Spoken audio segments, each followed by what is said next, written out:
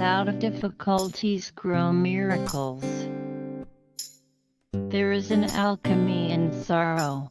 It can be transmuted into wisdom, which, if it does not bring joy, can yet bring happiness. You are full of unshaped dreams. You are laden with beginnings. There is hope in you. Whether you've seen angels floating around your bedroom or just found a ray of hope at a lonely moment, choosing to believe that something unseen is caring for you can be a life-shifting exercise. We must accept infinite disappointment, but never lose infinite hope. I don't think of all the misery, but of the beauty that still remains. A lesson for all of us is that for every loss, there is victory. For every sadness, there is joy. And when you think you've lost everything, there is hope. There is some good in this world, and it's worth fighting for. Hope never abandons you, you abandon it. We always kept in our hearts the most noble, beautiful feeling that sets human beings apart. Hope. Hope. It's like a drop of honey, a field of tulips blooming in the springtime. It's a fresh rain, a whispered promise, a cloudless sky, the perfect punctuation mark at the end of a sentence. And it's the only thing in the world keeping me afloat. Everything that is done in this world is done by hope. If you lose hope, somehow you'll lose the vitality that keeps moving. You lose that courage to be, that quality that helps you go on in spite of it all. And so today I still have a dream. There is a saying in Tibetan, tragedy should be utilized as a source of strength. No matter what sort of difficulties, how painful experience is, if we lose our hope, that's our real disaster.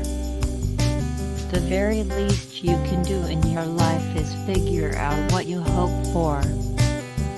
And the most you can do is live inside that hope. Not admire it from a distance but live right in it, under its roof. To be hopeful in bad times is not just foolishly romantic.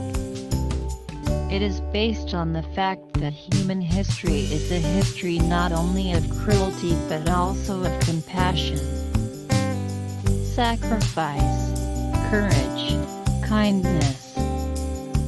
What we choose to emphasize in this complex history will determine our lives.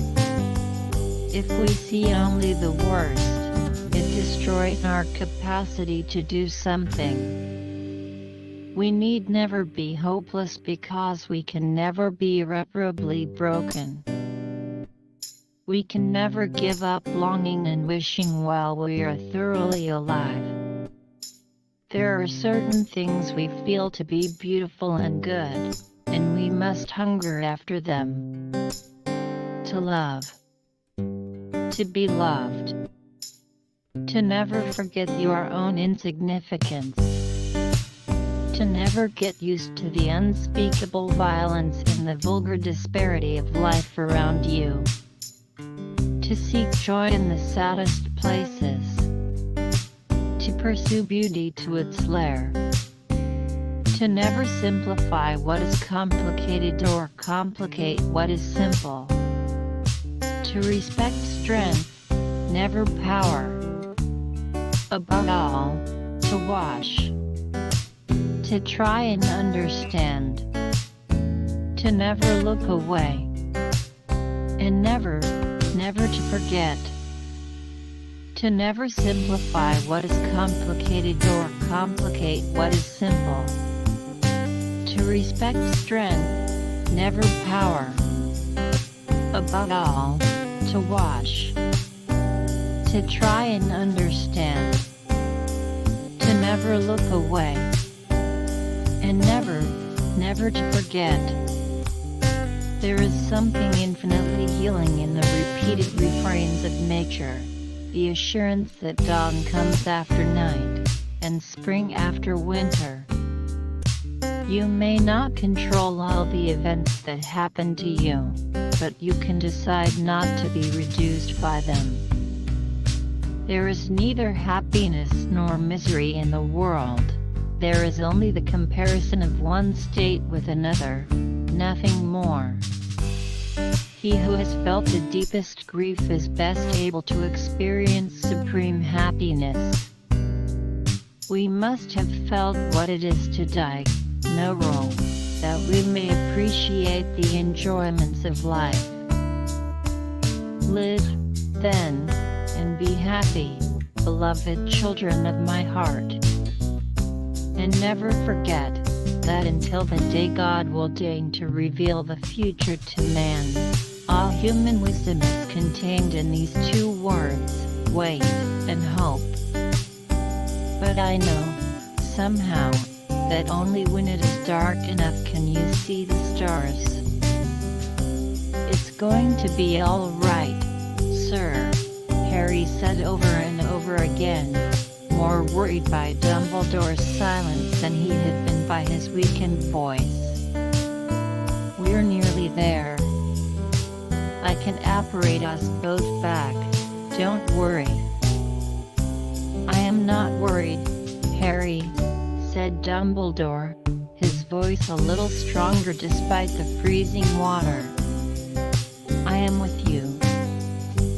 To love life, to love it even when you have no stomach for it, and everything you've held dear crumbles like burnt paper in your hands, your throat filled with the silt of it. When grief sits with you, its tropical heat, thickening the air, heavy as water, more fit for gills than lungs. When grief weights you like your own flesh, only more of it, an obesity of grief. You think, how can a body withstand this?